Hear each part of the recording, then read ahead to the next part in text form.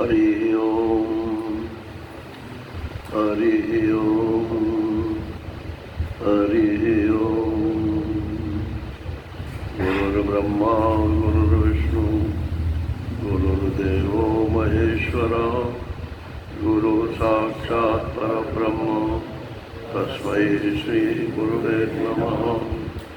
शंकरं शंकराचार्यं केशवं बादरायणं सूत्रभाष्यकृतौ वन्दे भगवन्तौ पुनः पुनः।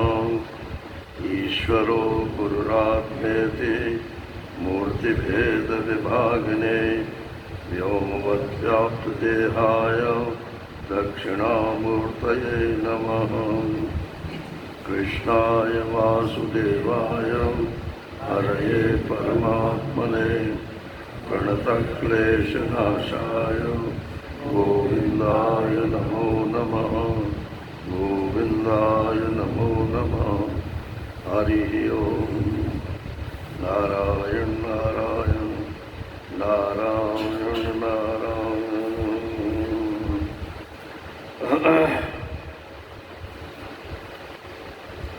आज 16वां अध्याय प्रारंभ कर रहे हैं।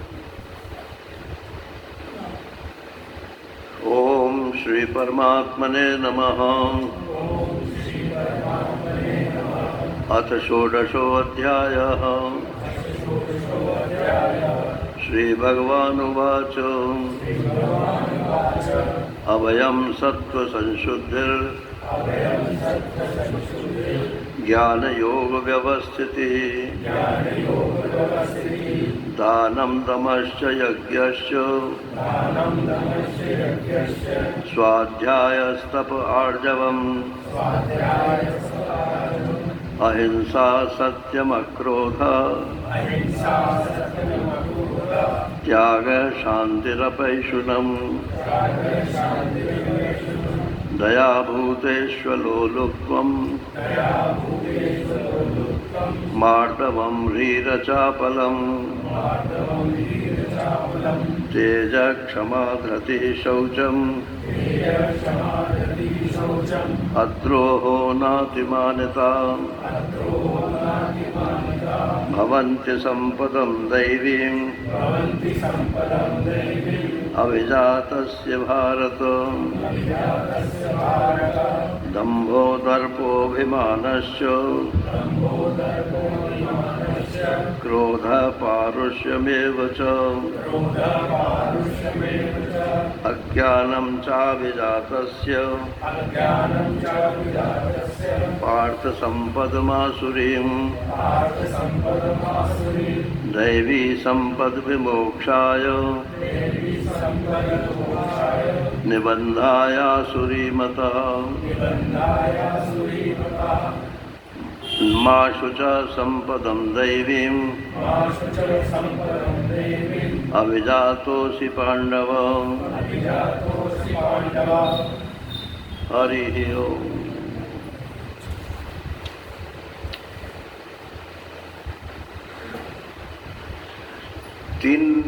तीन प्रकृति के लोग होते हैं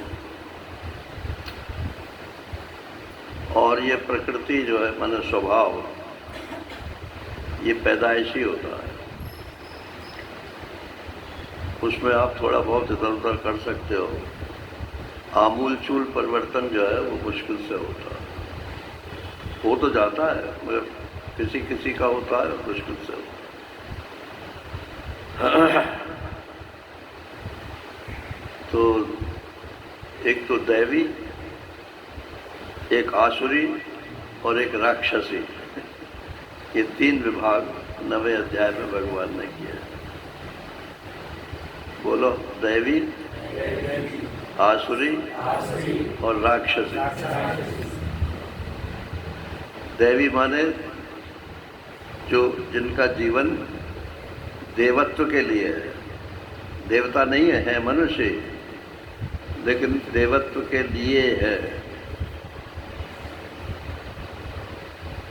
अब नाम भले ही रख रहे शांति कुंज वाले। क्या नाम है? दिव्यांश है इसका नाम। और दिव्यांश में कुछ हो दिव्य तब तो ठीक है, कुछ भी नाम रख दो। बढ़िया नाम रखने से कोई बढ़िया नहीं हो जाता, और घटिया नाम तो रखना ही नहीं चाहिए, ये बात तो है। बढ़िया नाम आजकल बढ़िया और घटिया की पहचान इंटरनेट है। जहाँ मतलब बच्चा पैदा होने की संभावना हुई है, हो गया, तो माता जी जो है वो ना पति की सुनेंगे, ना बाबा की सुनेंगे, ना किसी की सुनेंगे, इंटरनेट में देखें। और ज़्यादातर नाम आकार से जो होते हैं, ज़्यादातर नाम वही रखते हैं, बिना बिना अर्थ के बिना। अब एक लड़की, अब तो वो डॉक्टर है, उसका नाम है ऐना। क्या नाम है? ऐना। मैंने कहा कि भाई कुछ अर्थ तो हो, ऐना का क्या मतलब? माता पिता ने भी जोर लगा लिया कि रहने दे ऐना नाम, ना मैं तो ऐना ही रखूंगी। कहीं सुनी आई होगी? तो वो डॉक्टर ऐना ही है।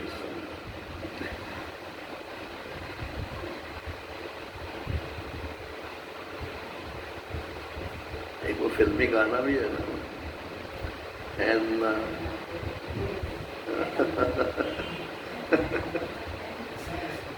बर्थडे का है शायद, गाएगा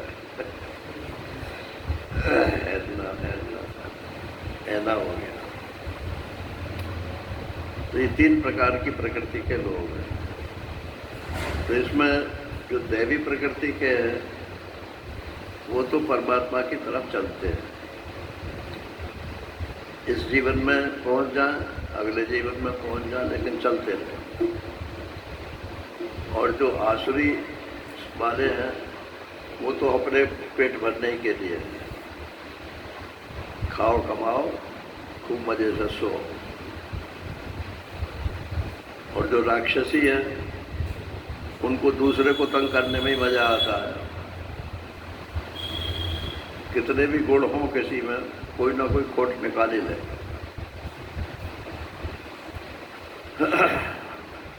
तो उन्हीं का यहाँ विस्तार कर रहे हैं 16वें अध्याय में कि उनके क्या लक्षण है दैवी संपत्ति के।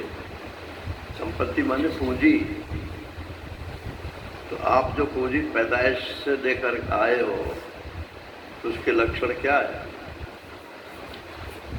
और आसुरी के क्या लक्षण है, और राक्षसी के क्या लक्षण।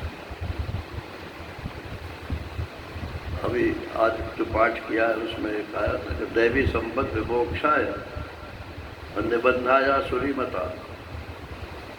दैवी संपत्ति जो है ये तो मोक्ष के लिए है। अगर किसी में दैवी संपत्ति है तो या तो इस जीवन में, या अगले जीवन में, या और उससे अगले जीवन में, मतलब वो मोक्ष के रास्ते पर चल पड़ा है। और निबंधाया सुरीमता, और जो आसुरी संपत्ति वाले हैं वो तो बंधन को ही मुक्ति समझते हैं।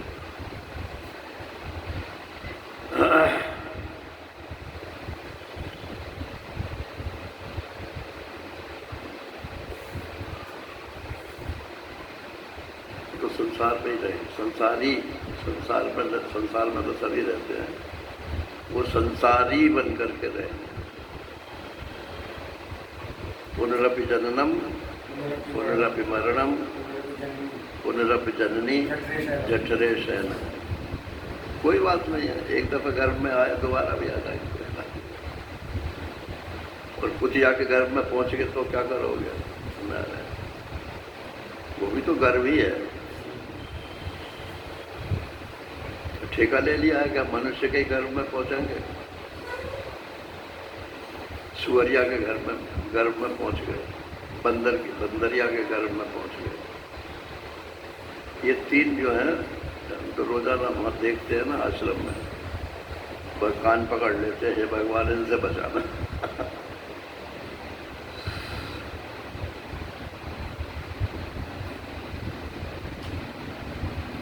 छुटपन में भाई जी पूछते थे ना लोगों से तो हमसे पूछते थे, हमारी प्रसाद माता जी पूछती थी, कौन पूछता था, बताओ 8 अठंगड़ 12 बंगड़ 4 चक्र 2 तोरे, इसमें पशुओं के नाम है, बताओ कौन कौन से पशु? 8 अठंगड़ 12 बंगड़ और 4 चक्र जो तोरे।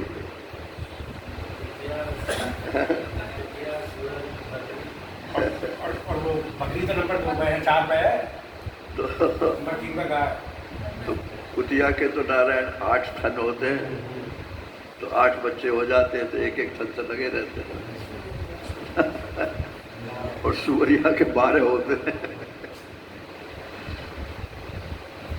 और गाय भैंस इत्यादि जो है इनके 4 होते हैं, और बकरी के 2 होते हैं। इनके गर्भ में अगर चले गए तो क्या होगा? कुछ डरो भाई,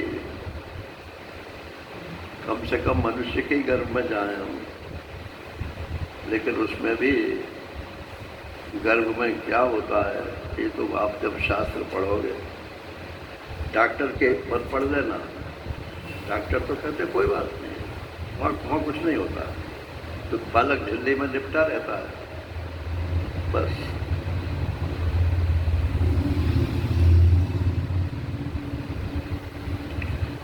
बेहोश पड़ा रहता है नारायण, 10 महीने की बेहोशी है। बेहोशी अच्छी चीज है क्या? मैं कौन हूँ, क्यों आया हूँ, क्या हूँ, का कुछ पता ही नहीं चलता।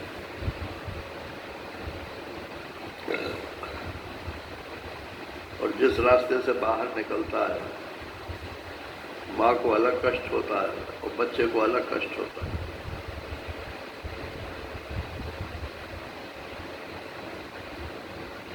तो तुलसीदास जी ने विनय पत्रिका में लिखा है कि जब प्रसव होता है स्त्री का, आजकल तो सिजेरियन होते हैं तो पता ही नहीं चलता है, पेट काट दिया, मतलब उसे बेहोश कर दिया, बच्चा पेट काट के निकाल लिया, बाद में दर्द होता है तो होने दो। लेकिन पहले तो कोई ऑपरेशन से होते नहीं थे, तो बांझ की जान प्रसव की पीड़ा, तुलसीदास जी ने लिखा कि जिसके बालक हुआ ही नहीं है पैदा, उसे क्या मालूम कि प्रसव में कितनी पीड़ा होगी। तो विनय पत्रिका में लिखते हैं कि जब प्रसव होता है और पीड़ा होती है तो वो कान पकड़ती है कि बस अब जो हो गया तो हो गया, हे भगवान अब आ गए इसमें, मैं अब गर्भ धारण नहीं करूँ। लेकिन पुण्य खल पति ही भजे। लेकिन फिर जो है वो पति को भजती है, मैंने फिर दूसरा गर्भ धारण कर दिया, 2 के बाद फिर 3 के बाद 4, तो गिनती नहीं। देखो आगे को सरक।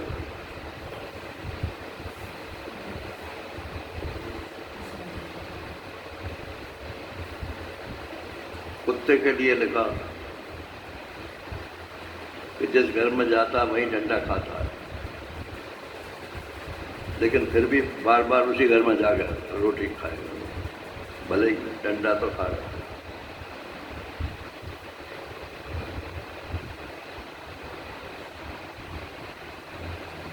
ये सब बातें सोचने की है। तो अब भगवान जो है पहले दैवी संपत्ति की बात सुना। संपत्ति है, पूंजी है। हमारे माँ बाप मान लो अच्छे विचारों के थे तो थोड़ा बहुत असर हम में आ ही जाएगा, लेकिन हेरिडिटी से थोड़ा ही असर आता है, ज़्यादा असर नहीं आता।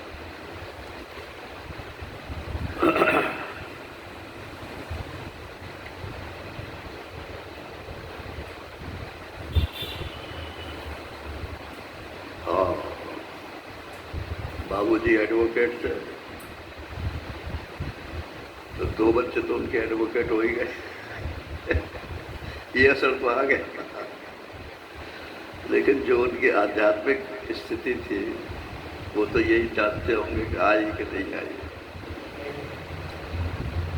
तो वो ऐसे आती भी नहीं है, वो पैदाइशी नहीं होती। पैदाइशी सिर्फ एक सहूलियत प्रदान करती है। तो एक तो हेरिडिटी हमारी ठीक होनी चाहिए, और एक फिर एनवायरनमेंट जो है जिसमें हम सांस ले रहे हैं, जिन लोगों के बीच में हम रह रहे हैं, वो ठीक होने चाहिए। हम घर घर में टीवी है, और घर घर में क्या, हर आदमी, जितने आदमी है घर में, सबके पास मोबाइल है, और किसी के पास कोई बंदिश नहीं है कि आप मोबाइल में क्या देखोगे क्या नहीं देखोगे। बच्चों को पकड़ा दिए सबको मोबाइल, और वो एकांत में बैठ के फोन देखते रहते हैं।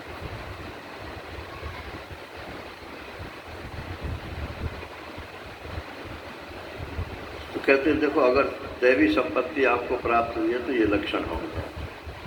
लक्षण है ये, ऐसा नहीं है कि ये आ ही जाए। अगर आ गए हैं तो आपकी संपत्ति है। अभयम, पहली संपत्ति है अभय। अभय से कोई नाम रख दे अपना तो वो अभय नहीं हो जाता।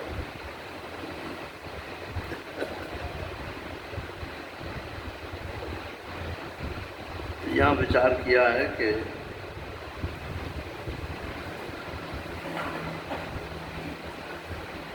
ये जो धर्म पालन करने में डर लगता है, इस डर को निकालना पड़ेगा। तो अगर दैवी संपत्ति का है तो धर्म पालन करने में वो अभय रहेगा, निर्भय रहेगा। कोई हम बुरा काम कर रहे हैं क्या? अब मान लो हम मंदिर जाते हैं और पत्नी अलग आलोचना करती है और घर वाले सब आलोचना, अरे तुम मंदिर ही जाते रहोगे, जाके सब्जी ले आओ। मतलब उनको मंदिर जाना खलता है, सब्जी लाना नहीं खलता है। तो अगर आपने धर्म स्वीकार किया है, गृहस्थ का धर्म है कि वो अपने प्रतिदिन देवता का मंदिर में जाए। अपने घर में ही मंदिर है तो बाहर जाने की जरूरत नहीं है, लेकिन घर में तो मंदिर रखते ही नहीं है।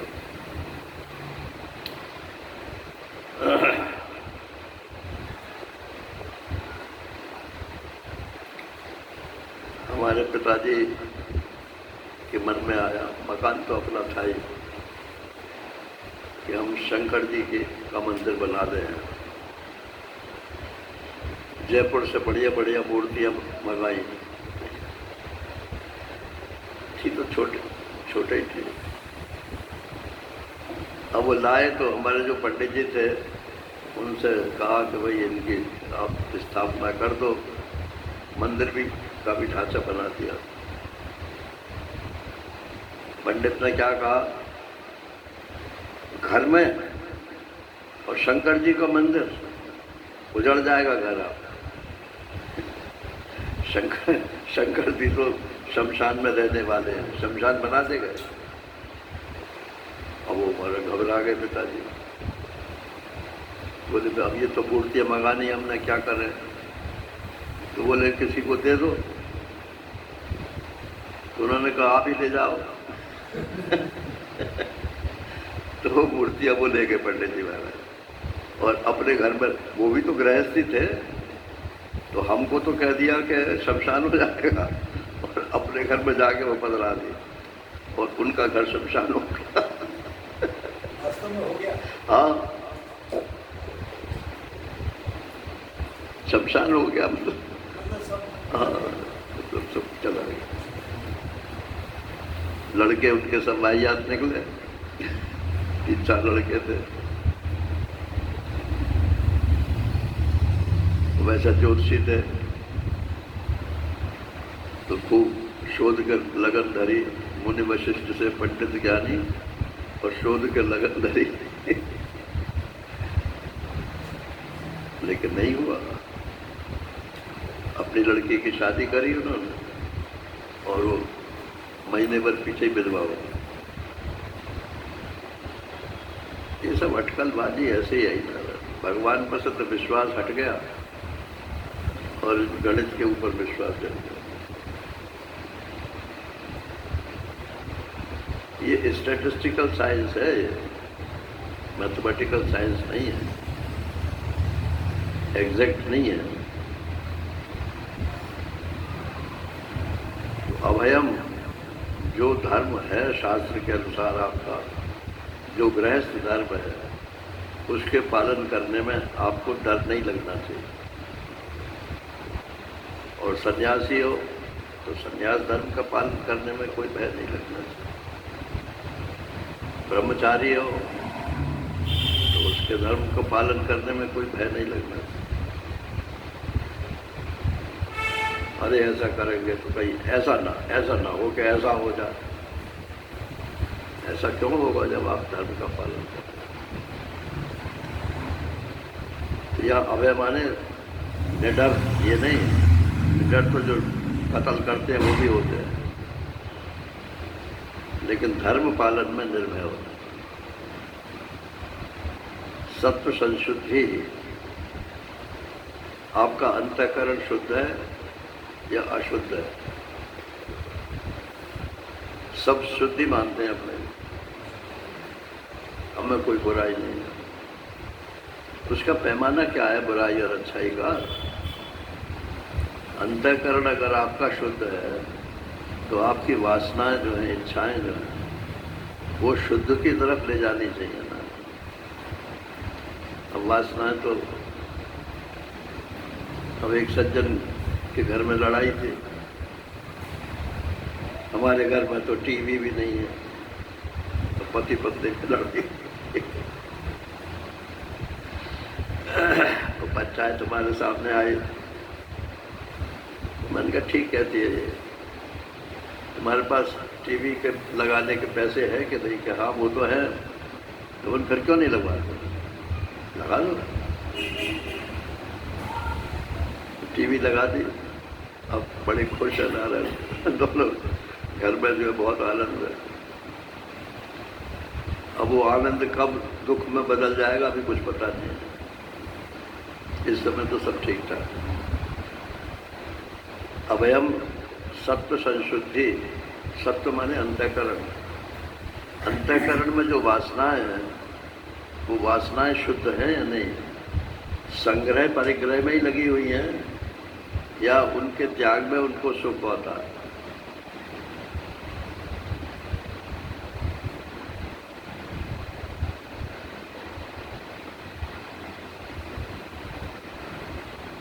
कितने जोड़ी कपड़ों में काम चल सकता है?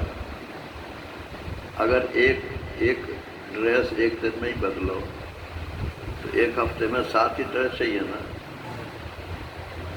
पूरी रो भरी वार्ड भरी हुई है और फिर भी लेना बंद नहीं करते। महाराष्ट्र ने कहा, बम्बई, चूंकि बम्बई में थे वो, वहाँ तो ऐसे केसेस होते ही रहते हैं। ब्रह्मसूत्र प्रवचन में उन्होंने जिक्र किया है कि बहू जो है वो साड़ी खरीद लाई, 6-7 साड़ी इकट्ठी खरीद लाई, ये भी डिज़ाइन की, ये भी डिज़ाइन की। और वो सास ने जो है कहा कि तेरे पे तो इतनी साड़ी तो पहले से ही थी, 6 साड़ी क्यों खरीद लाई?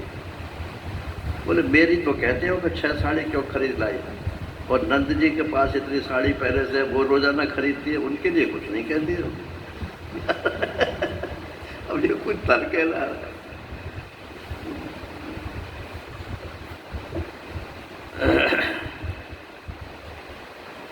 तो सत्व संशुद्धि, उनका अंतःकरण अशुद्ध है।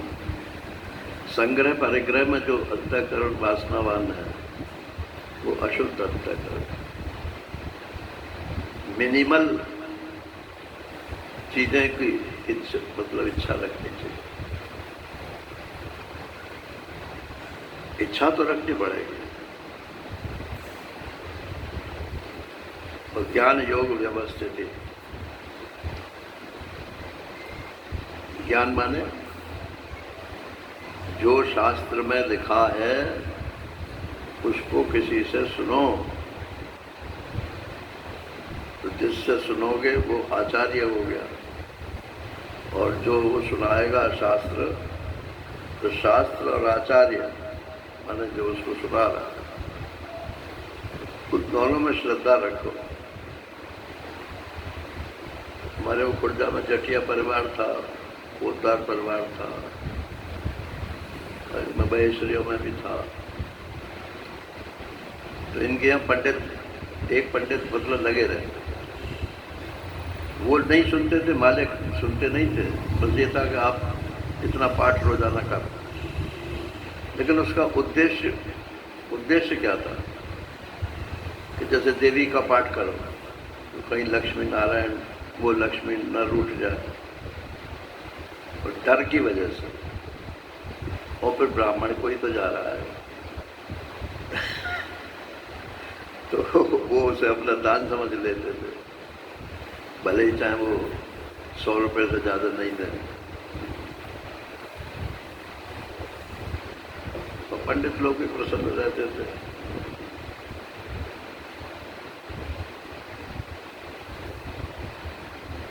तो ये ज्ञान, अरे शास्त्र सुनो तो उसमें ये देखो कि हमारा अंतःकरण शुद्ध होकर के परमात्मा की तरफ कैसे चल सकते हैं, ये आप सुनो और ये पूछो उनसे।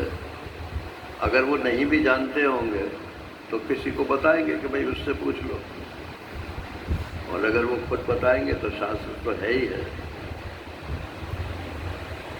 तो अभयम एक, सत्व संस्कृति 2 और ज्ञान योग व्यवस्थिति ये 3। ज्ञान योग माने शास्त्र और आचार्य के द्वारा जो आत्मा परमात्मा के संबंध में विचार है, उसमें व्यवस्थिति, विशेष रूप से स्थिति रहने की इच्छा।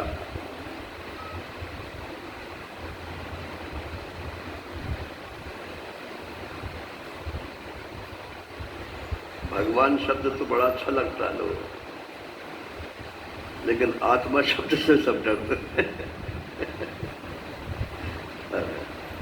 जबकि आत्मा और भगवान बात एक ही है, लेकिन पता नहीं संस्कार है। दानम, चौथी चीज है दान। अब दान का मतलब एक तो भूखे नागों को देना है, वो दान नहीं कहलाता, वो तो दया है। दया भूतेषु अलोलुप्तम मार्दवम ह्रीरचापलम, वो सद्गुण है, वो दान नहीं। दान तो यह है कि अपनी शुद्ध कमाई का, इनकम टैक्स देने के बाद जो आपकी कमाई बनती है, उस कमाई का एक हिस्सा, अब वो एक हिस्सा कितना है कि 10% है कि 1% है, ये धर्मशास्त्र की बात अलग अलग है। अपने महाराज से तो कहते हैं कि सबका विभाग कर लो, इतना पत्नी के लिए, इतना बच्चों के लिए, इतना घर के लिए, इतना व्यापार के लिए, और इतना अपने लिए। अपने को मत भूल जाना, नहीं तो बेगर्स बाउल लेकर के घूमोगे। बुढ़ापे में कोई किसी को नहीं पूछता है नारायण, ये इतना हार्ड ट्रुथ है कि आप चाहे मानो या मत मानो, लेकिन बुढ़ापे में कोई नहीं पूछता। इसलिए अपनी पूंजी अपने काम के लिए रख लेनी चाहिए, और फिर जो बचे उसका जितना आप दान कर सकते हो तो करो। उसमें भी देशे काले च पात्रे च, 17वें अध्याय में भगवान ने बताया, उचित देश में। और कहीं तीर्थ में जाओ और वहाँ मुट्ठी बंद रखो तो दान नहीं करेंगे, वो घर आकर जो है 40 को दान कर दोगे, नहीं। देशे एकादशी, पूर्णिमा या कोई और पर्व का दिन हो, ये काल है। और पात्र में महाराज श्री कहते हैं कि एक तो चार गरीब है, शरीर से ब्राह्मण है, शास्त्र वाचता है, ये तो उसके सद्गुण है। लेकिन मान लो ये नहीं भी करता है, लेकिन फिर भी ब्राह्मण को देना पर्व के दिन ये दान कहलाता है। उसकी गिनती जो है वो आपके उसमें लगेगी।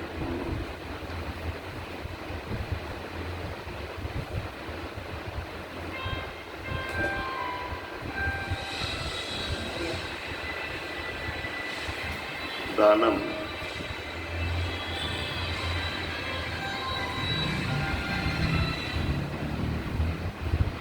दमश्च इंद्रियों का दमन, मन का नहीं। इंद्रियों का दमन का मतलब जितना धर्म के अनुसार उनसे काम लेना चाहिए उतना लो। टीवी देखो, लेकिन इतना मत देखो कि आँख ही खराब हो जाए। आज सबके बच्चों के जो है चश्मे लग गए हैं इस मोबाइल के और टीवी की वजह से। वो अपने योगी जी जो हैं उनका स्टेटमेंट एक दिन आया था कि पहले तो ये टीवी ने जो है बच्चों को जो है शिक्षा से अलग कर दिया, ग्रंथ कोई नहीं पढ़ता, और अब इस मोबाइल ने अलग कर दिया। अब मोबाइल में सब भरा हुआ है, फलाना श्लोक के हाथ लो किसका लिखा हुआ है कि लो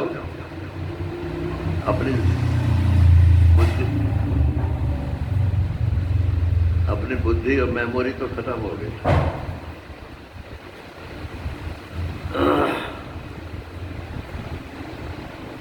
तो सदुपयोग की जगह उसका दुरुपयोग हो रहा है। दमस्य इंद्रियों का दमन कर, यज्ञस्य यज्ञ, तो यज्ञ के लिए लिखा कि वो शास्त्र के अनुसार यज्ञ होना चाहिए। ये नहीं कि शांति कुछ वालों ने अश्वमेध यज्ञ करा दिया दीपक जोड़ दिए और गायत्री का मंत्र बोल दिए, स्वाहा स्वाहा कर दिया, लो हो गया अश्वमेध। लाखों रुपया इकट्ठा कर लिया। मैंने पूछा वहाँ शांति कुंज में जाकर, मैंने कहा ये बताइए आपने किस शास्त्र के अनुसार ये किया है? हाँ, वो शास्त्र वास्त्र की तो अब आजकल कोई बात नहीं है, लोगों के पास समय नहीं है, तो मत करो। अश्वमेध यज्ञ का अधिकारी होना चाहिए तब फल होगा। क्षत्रिय के लिए अश्वमेध यज्ञ, राजा के लिए, हर किसी के लिए थोड़ी अश्वमेध यज्ञ। उनको घोड़ा छोड़ा तुमने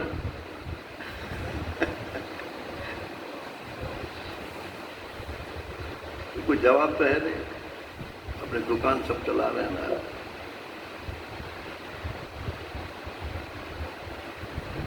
तो यज्ञ करो लेकिन शास्त्रीय होने। जैसे मामूली यज्ञ तो यह दैनिक संध्या में जो हवन होता है, लेकिन अब संध्या ही कोई नहीं करता, तो इसलिए वो उसको तो कोई करता नहीं है। तो चलो नवरात्रि आएंगे तो नवरात्रि में आप देवी जी का हवन करा लो, वो भी शास्त्रीय है पौराणिक, लेकिन है तो शास्त्रीय। तो चाहे वो वैदिक हो चाहे पौराणिक हो, स्मृति से हो, लेकिन शास्त्रीय यज्ञ होना चाहिए। हमारे घर में जो है वो देवी जी का हवन होता था, तो वो बेचारे पंडित जी जो है दोपहर से लगते थे और रात को 12 बजे तक जाकर फ्री होते थे। पड़ोसी में एक दूसरा पंडित करता था, वो शाम को लगता था और 2 घंटे में पूरा कर देता था।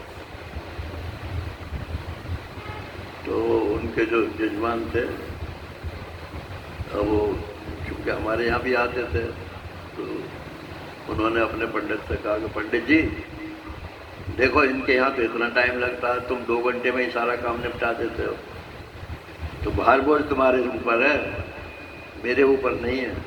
तो क्या बोले पंडित जी कि वो तो सब यजमान के ऊपर ही जाए। पंडित को कुछ नहीं पंडित को तो दक्षिणा मिल गई, हो गया काम। ना कोई विधि है ना कोई, ऐसे ही चलती का नाम गाड़ी है। तो ये सब रजोगुण की महिमा है ना। स्वाध्याय, सबसे बड़ा नुकसान स्वाध्याय का ही हुआ। कोई शास्त्र पढ़ता ही नहीं है, स्वयं पढ़ते नहीं है, और कोई दूसरा सुनाता है तो सुनते नहीं।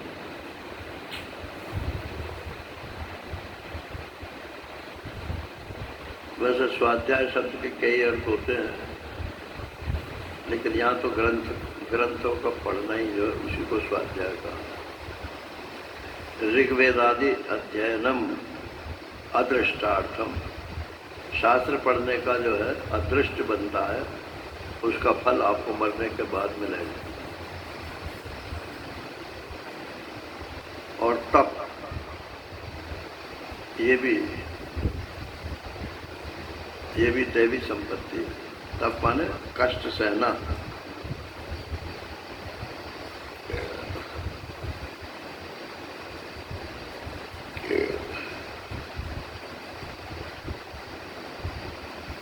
तो अपने लिए कष्ट सहो,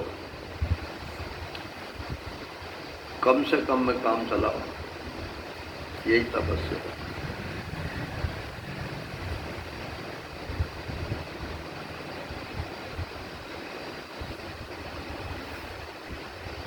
एक दाल खा लो या एक सब्जी खा लो, रोटी तो चाहिए ही चाहिए। मैं ये नहीं कह रहा कि और चीजें मत खाओ परंतु अगर इतने से काम चलता हो तो वही ठीक, इसको ही तप बोला है। कष्ट से, और जितनी ज्यादा चीजें खाने की रखोगे उतनी जीव लपा के रहेगी। आज ये बना दो जी, आज ये बना दो जी, आज ये बना दो जी।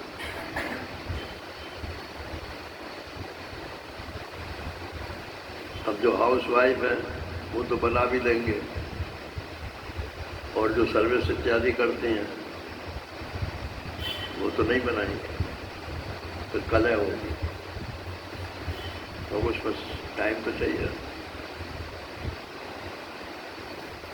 तो कितने हो गए? अवयम, सत्व संशुद्धि, ज्ञान योग व्यवस्थिति, दानम, दमश, यज्ञ, स्वाध्याय, तप और आर्जव। 9 तो ये हो गए। अभी 26 हैं ये। अहिंसा, सत्यम, क्रोध। अहिंसा भी एक सद्गुण है। अहिंसा माने ये जैनियों की अहिंसा नहीं, अहिंसा परमो धर्म। सबसे पहला ये घी में मिलावट का काम किसने किया था?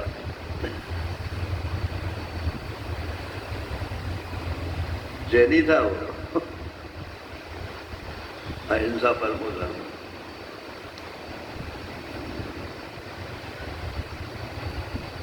इस पर करपात्री जी ने फिर एक लेख लिखा था, वैदिक की हिंसा हिंसा न भवे। जहाँ शास्त्र हिंसा का विधान करता है वो हिंसा नहीं कहलाता। अब आतंकवादियों ने हमारे आदमी मार दिए तो मोदी ने जो है उनका विध्वंस किया, जो कुछ भी किया, तो वो हिंसा हुई क्या? वो हिंसा नहीं है, वो धर्म है।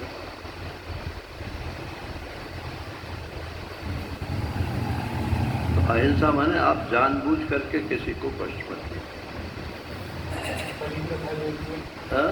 बलि प्रथा जो होती है वो इसमें आएगी या नहीं आएगी? कौन? बलि जो प्रथा, बलि की प्रथा होती है, जानवर की बलि देते हैं, हाँ। तो वो वैदिक हिंसा में आती है? नहीं, जहाँ वैदिक यज्ञों में जहाँ बलि है वो नहीं आएगा। अब तो एन ब्लॉक कह देते हैं कि हिंसा कहीं भी मत करो। वो कलकत्ते में काली का जो मंदिर है उसको देखते गए, दर्शन करते हैं, हमारे सामने जिबह किया, तो खून बह रहा था चालू था। मैंने तो आँख बंद करके तुरंत वापस हो गया दर्शन।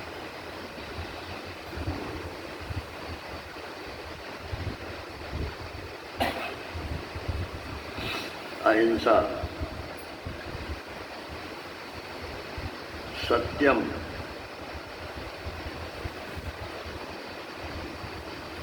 तो आप जानते हो सत्य सत्य बोलना जो है, और अक्रोधा, सत्य बोलना नहीं है। महाराज श्री ने इसमें एक सुधार किया है। बोले बात सच्ची हो, लेकिन अगर उसको बोलने से किसी को दिल दुखता हो,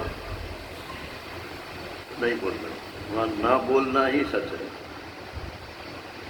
हर जगह बोला हम तो सत्य बोलते हैं।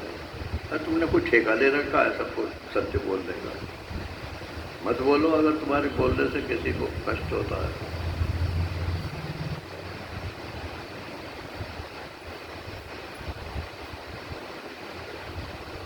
और फिर उस सत्य को भी ऐसे शब्दों से बोलो कि दूसरे के मन को ज़्यादा ठेस ना हो। ठेस तो लगेगी क्योंकि सच्चाई सब फेस नहीं कर सकते।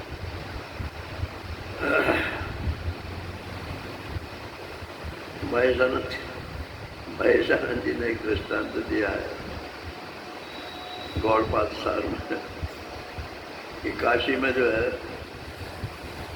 वो कौन सा घाट है जहाँ पर नहाते हैं सब लोग?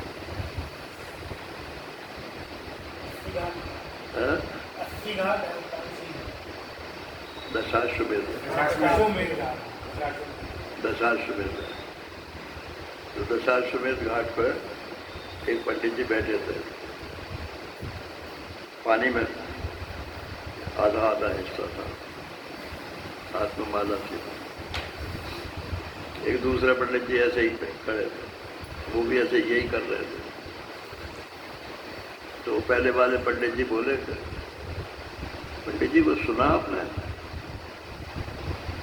बोले क्या? कि वो आपकी पड़ोसन है ना, उसकी लड़की भाग गई है। अच्छा तुम्हारे क्यों पेट में दर्द हो रहा है? और अगर मान लो वो सत्य बात भी है तो तुमने ठेका ले रखा है कि सबको जो है बताते फिरोगे ऐसा हो गया।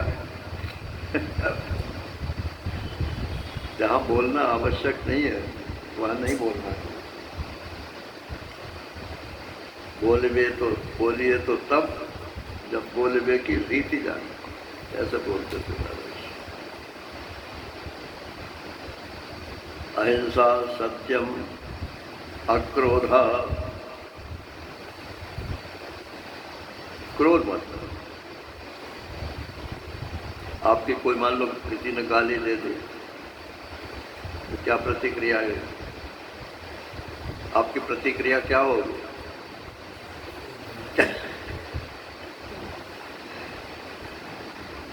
तो आप उल्टा उसकी एक की जगह 10 गाली दोगे या मार पिटाई करोगे या कुछ करोगे।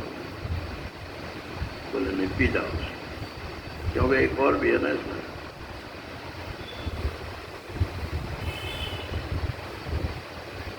आ गए अगले में क्षमा कर। ये जानता नहीं है कि मैं क्या करूं।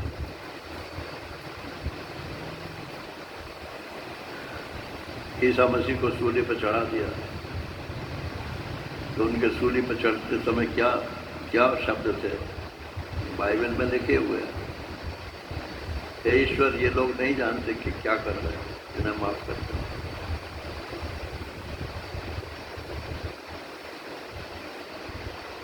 स्वामी दयानंद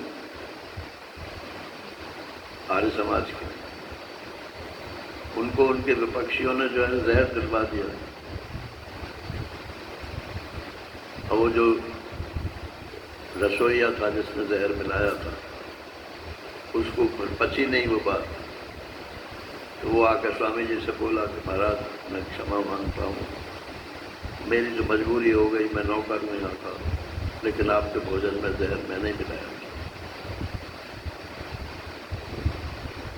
तो उन्होंने कहा कि अभी तो सुबह होने में देर है, तुम यहाँ से भाग जाओ। नहीं तो अगर ये पता चल गया तो तुमको छोड़ेंगे नहीं। भाग जाओ। भगा दिया, खुद जहर पी गए, मतलब मर गए उसी से। बुढ़िया बाबा जी महाराज, एक उनका चेला तो वो किसी को बनाते नहीं थे, मतलब आश्रम में ही रहता था, और शरीर से ब्राह्मण भी था, वो गृहस्थी था। तो बाबा से कहता था कि आपके पास सेठ लोग आते हैं सत्संग करने के लिए, तो आप किसी से मुझे रुपया दिलवा दो। बाबा ने कहा मैं तो भगवान से भी नहीं मांगता, सेठ से क्या मांगूंगा। तो वो नाराज हो गया। तो पहले तो उसने उनकी नाक काटने की कोशिश की, लेकिन वो फिर कटी नहीं, खुरस गई। लोगों ने पकड़ भी लिया उसे। तो लोगों ने कहा इसको आश्रम से बाहर निकाल। तो बाबा ने कहा कि इसको मत निकालो, मैं ही निकल जाता, क्योंकि इसको मेरे से परेशानी है ना, इसे रहने दो, ये तो इस आश्रम को अपना आश्रम मानता है। उसे रहने दिया गया, कुछ नहीं हुआ। लेकिन उसी ने फिर जो है गड़ासे से उनके सिर में चोट मारी और उनको जीवन लीला खत्म हुआ उसी आदमी।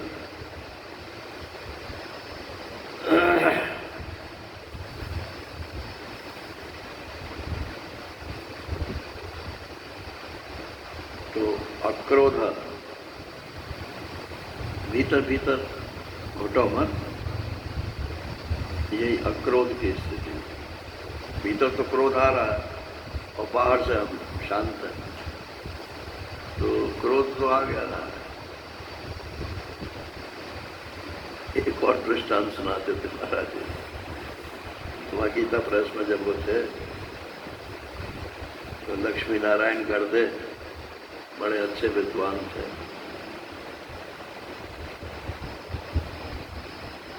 तो संपादक मंडल के वो अध्यक्ष थे लक्ष्मी नारायण, और एक कोई और थे, तो वो उठ के उसमें थे नीचे। अब किसी बात को लेकर के झगड़ा हो गया किसी दूसरे से, लक्ष्मी नारायण से नहीं, किसी और से होकर। अब वो क्रोध में आकर के जो है, तो लक्ष्मी नारायण गर्दे ने किसी से कुछ नहीं कहा, खड़े होकर जो दोनों हाथ ऊपर उठा दिए, बोले आ गया आ गया आ गया। लोगों ने कहा कौन आ गया? कि वही जिसको नहीं आना चाहिए था। कि कौन? कि क्रोध आ गया। सब शास्त्रों अक्रोध है। क्रोध भीतर भीतर है और बाहर प्रकट नहीं कर रहे, तो हमको जलाए। और क्रोध आ रही नहीं,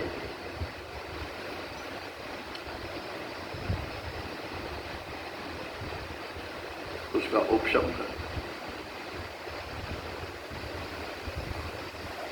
अपने महाराजा श्री की एक विशेषता थी कि वो कभी भी किसी पर क्रोधित नहीं। उनके शरीर शांत होने के बाद जो शोक सभा हुई, उसमें जो बाहर के लोग जितने महात्मा आए थे, सबने एक बात जरूर ये कही कि महाराज जी को कभी क्रोधित होते हुए नहीं। एक दफा मैंने उनसे पूछा था महाराष्ट्र से, मैंने कहा आपको क्रोध आता नहीं है या आप क्रोध को दबा देते हो? मुझे ऐसा पूछना नहीं चाहिए था क्योंकि थोड़ी अश्रद्धा तो प्रकट करता ही है।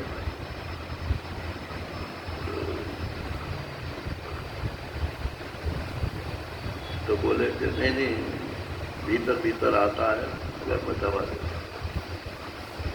अब वो चाहे मेरी वजह से उन्होंने ऐसा एक्सप्लेनेशन दिया हो या आता ही नहीं हो, लेकिन ये सामान्य बात है, क्रोध का आना जो है, लेकिन उसे आता है तो दबा देना चाहिए। अक्रोध, त्याग। अब ये त्याग का अर्थ इन्होंने तो संन्यास कर दिया, लेकिन ये फिर सन्यासियों ही के लिए हो जाएगा। तो त्याग का मतलब है कि त्यागते चलो, जिस चीज के बिना हम काम कर सकते हैं उसको छोड़ दो।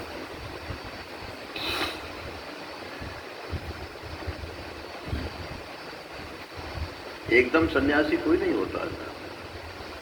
वर्षों के त्याग की वृत्ति जब होती है तब एकदम प्रकट होता है। नहीं तो सभी सन्यास ले लें, नहीं ले सकते। धीरे धीरे धीरे धीरे धीरे भीतर भीतर वो पकता रहता है। और अपैशुनम,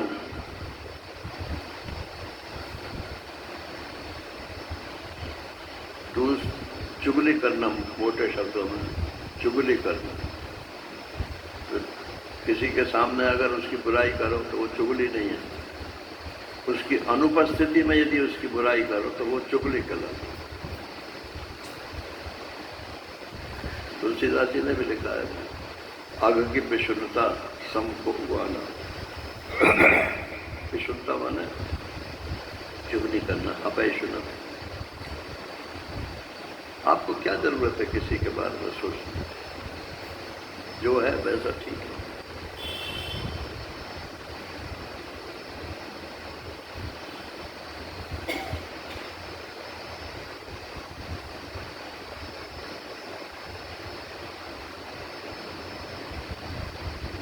विशुद्ध चुगली करना। फिर क्या है? दया, दया भूतेषु। अब आप जा रहे हो मान लो, और कोई बीमार आदमी रास्ते में पड़ा हुआ है, तो वो देख कर आगे चल दिया, आपको दया नहीं आई। दया और कृपा में फर्क है। दया माने जो दिया जाता है, और कृपा माने जो की जाती है। तो इतना तो कर सकते हो ना कि यदि उसका कोई वहाँ पर अटेंडेंट है तो उसको कुछ पैसे दे दो, वही अस्पताल ले जाओ। और यदि आपके पास गाड़ी है तो गाड़ी से उसे अस्पताल पहुँचा दो। लेकिन नहीं करते हैं, इसलिए कि फिर वहाँ पर जाकर बताना पड़ेगा कौन लाया इसको, क्यों लाया, कहीं उसे नहीं तो नहीं मार दिया। पुलिस वाले तो उल्टी सीधी बात बोलने लगते हैं।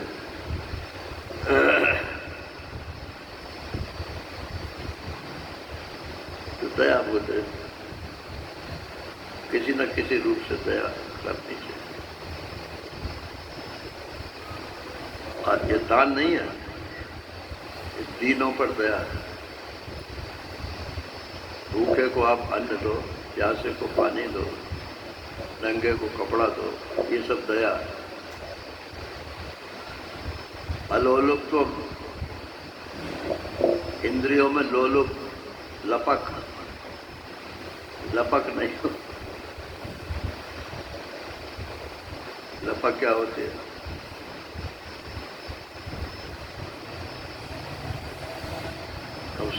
मान लो मेरे को मीठा अच्छा लगता है और सामने मिठाई आ गई, तो जीभ पर पानी आ जाएगा कि नहीं आ जाएगा? और खट्टी खाने का है स्वभाव, और नींबू या कुछ ऐसी खट्टी चीज अगर सामने आ जाए तो भी पानी आ जाएगा। तो ये लोलुपता माने इंद्रिय जो है वो लपकती है, ये लपक नहीं होनी चाहिए। मार्दवम, मार्दव माने सरलता।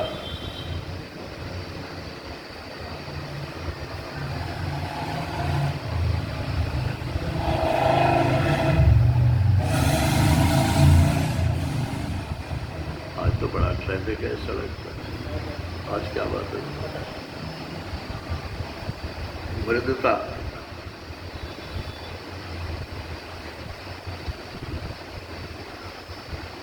मार्दवम री, री माने लज्जा। घूंघट का नाम लज्जा है क्या? तो घूंघट तो सबने छोड़ ही दिया, कोई नहीं कर पा। तो मुंह खोले सब टोलती है। बोले हमारा हक है, जब तुम खोलते हो तो हम क्यों नहीं खोल सकते? वो तो ठीक है। तो भारत के आदमी अपनी जान बचाए रहे हैं? अब तो आदमी अपनी जान बचाए रहे।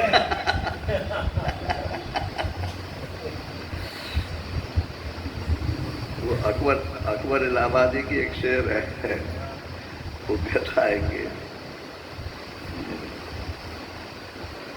वो तो पहले तो ऊपर से नीचे तक वो पहनती थी ना, क्या बुर्का, हाँ बुर्का। तो बोले ये औरतों के ऊपर से बुर्का कहाँ गया? तो कहते हैं कि स्त्रियों ने अपना बुर्का उतार करके मर्दों की अकल पर डाल दी।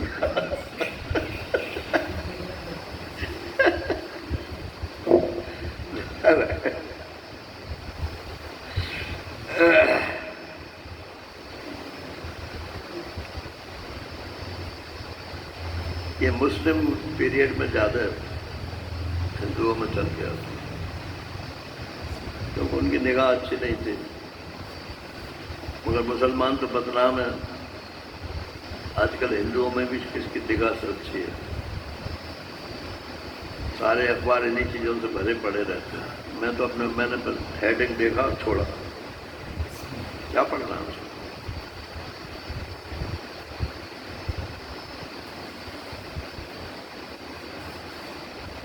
और अचापलम, चपलता,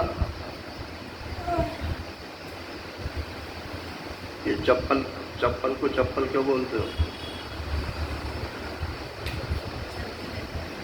हाँ? क्या चलती रहती है। अरे नहीं, हाँ चप बोलती है, आवाज करती है। चप बोलती है, इसलिए उसका नाम चप्पल है।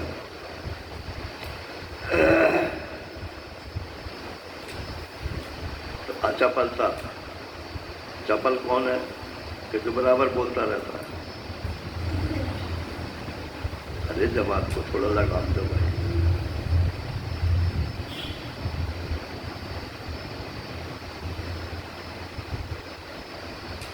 वाक् पाणिपाद आदि नाम अव्यापारयत्वम,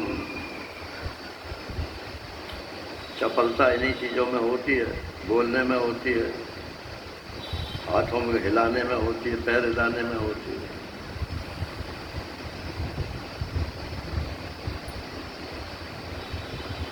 एक वो हमारे घर में एक दफे एक किराएदार आ गया, वो पंजाबी थे। किसी गांव में पंजाब नेशनल बैंक की कोई शाखा खुली थी, तो उसमें वो मैनेजर के रूप से आए थे। तो रोजाना वो गुड़गांव से वहाँ जाते थे, जेवर थे या कहाँ से, इधर सेक्शन के। तो उनका एक लड़का था गगन, तो उसकी जो मम्मी थी वो नीचे आके बैठ जाती थी। तो वो हमारी श्रीमती जी से कहती थी, गगन, वो पंजाबी एक्सेंट से बोलती थी ना, बोले हमारा गगन बड़ा एक्टिव है।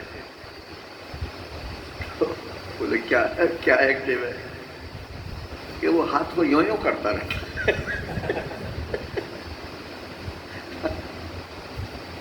व्यर्थ चेष्टा को कहते हैं चपलता, जिसका कुछ मतलब ही नहीं है।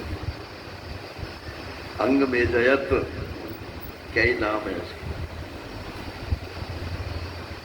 तो वाणी और पाणी और पाद, इनके व्यापार को नियंत्रित करना। कुर्सी पे बैठे हैं, पैर हिला रहे हैं।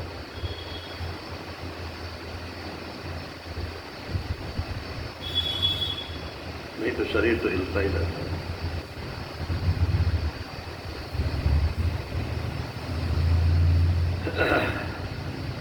तेजा क्षमा बस अभी बंद कर रहा हूँ। तेजा क्षमा धृति शौचम, तेज भी होना चाहिए। आप जो बात बोलो तो दूसरे को प्रभावित करे, नहीं तो चुप रहो। क्षमा, क्षमा बताई दी आपको।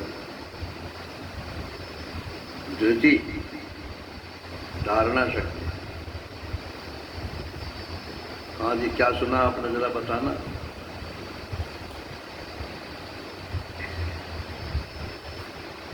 बोले भैया से पूछ लो।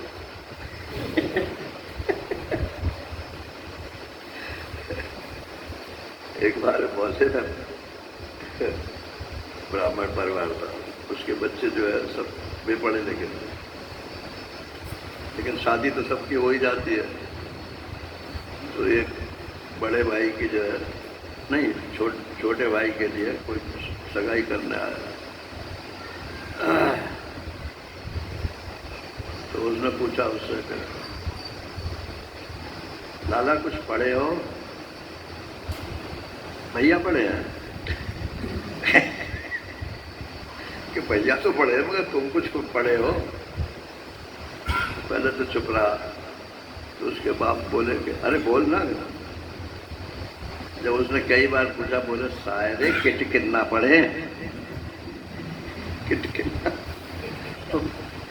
किट कितना वाले जो शुरू में उस पर निशान लगा देते, उसमें हाथ फेरते रहते, वो पढ़ा लिखा था ही नहीं। तो धृति नहीं है, कुछ सीखना ही नहीं था। और कोई बताता है तो याद नहीं रखता। शौचम, पवित्रता। और अद्रोहो, किसी से दुश्मनी नहीं। न अतिमानता। गृहस्थ धर्म में मान तो होना चाहिए। अब आपको मान लो ससुराल में कोई पूछता नहीं है, तो पत्नी तो कहती है कि नहीं हमारे भैया की यहाँ शादी है, हम तो जरूर जाएंगे। अब वो श्रीमान जी कह रहे हैं ये मेरे साथ बीती है बात, इसलिए सुना रहा। सब प्रैक्टिकल बात बोल रहा हूँ मैं। तो मैंने कहा भाई उनका कोई निमंत्रण पत्र तो आया नहीं है, कि भूल गए होंगे, ऐसा तो हो ही नहीं सकता है। कि फिर एक चिट्ठी आई है, तो उसमें सिर्फ सूचना मात्र थी। समझ के इसमें यह भी नहीं लिखा है कि आप आइए मत आइए। मैं तो जाऊंगा नहीं। तो बोले तुम मत जाओ, मैं तो जाऊंगा, जरूर जाऊंगा। तो जैसे सती चली गई ना अपने बाप के यज्ञ में, और शिवजी ने बतेरा मना किया कि भाई जब नहीं बुलाया तो मैं तो क्यों जाती है, नहीं मेरे बाप का घर है। तो वहाँ उसे प्राण त्यागने पड़े। तो मान रखना जरूरी, गृहस्थ आश्रम में मान रखना जरूरी, और लेकिन अति मान जरूरी नहीं है। मान लो निमंत्रण पत्र आ गया है और उसमें किसी वजह से ये नहीं लिखा कि आप सपरिवार आइए, तो अकेले चले जाओ, मगर उसका मतलब तो सपरिवार से ही होता है। जब खास आदमी है तो सपरिवार, पर तो हम सपरिवार गए नहीं, 2 जन ही गए। वहाँ जाकर वो साले साहब बोले कि वो बच्चे नहीं आए। मैंने कहा आपने बुलाए कब से?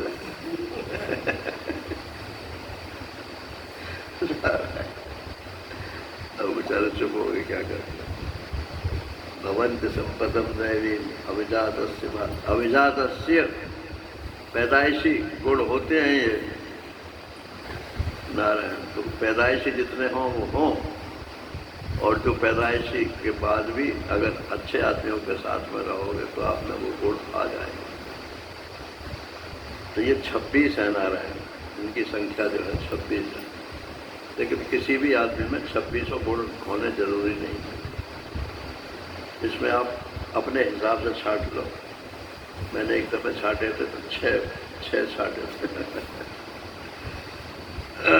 एक सद्गुण आ जाए तो उसके पीछे पीछे दूसरे भी सद्गुण आ जाते हैं, और एक दुर्गुण आ जाए तो उसके पीछे और दुर्गुण भी आ जाते हैं। इसलिए सावधानी के साथ कुछ सदगुण छाट लो इसमें, जो भी आपको सूट करते हो, बाकियों को चिंता मत करो।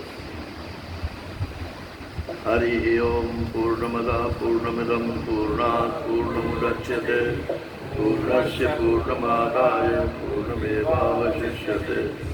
ओम शांति शांति। ओम श्री गुरुभ्यो नमः।